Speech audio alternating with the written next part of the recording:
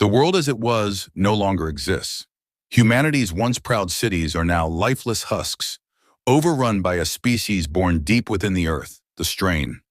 No one saw them coming. Moving faster than the human eye could follow, these creatures reshaped the surface into a blackened, barren landscape toxic to life. Survivors are rare, scattered across a dying planet. At the edge of this desolation stands Outpost Omega, the last refuge for life on Earth. It's manned by a single Marine, Staff Sergeant Kane Voss, a veteran of humanity's final war and the last soldier of the Nanos Vanguard project. The nanites coursing through his bloodstream repair his wounds and amplify his strength.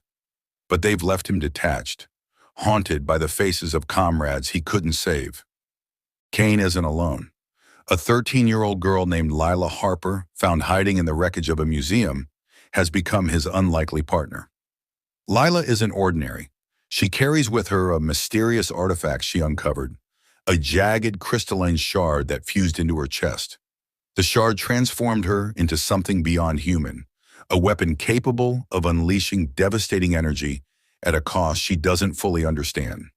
Together they wait for reinforcements from the Mars colonies, unsure if help will ever come. Outpost Omega is a fortress armed with heavy artillery, motion sensors, and a dwindling power supply. Kane and Lila spend their days scavenging for resources and nights fighting off the strain, which attacks in relentless waves. The creatures are a blur of black claws and burning, lidless eyes. Their numbers seem endless, and no one truly knows what they look like. One night after a particularly brutal attack, the outpost's long-range sensors pick up a faint distress signal. It's a survivor, somewhere deep in the dead zone. Against his better judgment, Kane decides to investigate. Lila insists on joining, her artifact glowing faintly, as though it's aware of something Kane cannot see. Their journey into the dead zone is harrowing.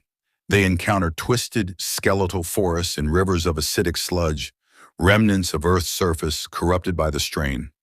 The creatures stalk them, testing their defenses. Kane's nanites keep him fighting, but they're wearing thin. Lila's powers save them more than once, but each time she uses them, her veins glow an eerie blue, and she grows weaker.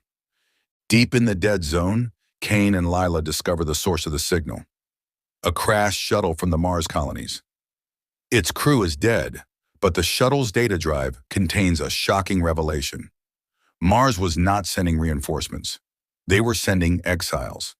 The colonies have declared Earth a lost cause, and any remaining survivors are to be abandoned. As they process this betrayal, the strain attacks in force. For the first time, Kane and Lila see one of the creatures fully illuminated. Its form is a grotesque blend of sinewy muscle and chitin, its limbs unnaturally elongated, and its movements impossibly fast. They barely escape with their lives, retreating to Outpost Omega. Back at the outpost, Kane faces a crisis of faith. The reinforcements he fought to hold out for will never come. The nanites, overused, are starting to break down, leaving him vulnerable. Lila, too, is deteriorating.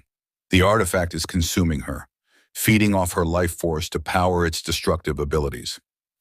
As if sensing their despair, the strain mounts its largest assault yet. The outpost's defenses are overwhelmed. Kane and Lila fight with everything they have, but it's not enough. Just as they're about to be overrun, Lila has a vision, a message from the artifact. She learns its origin.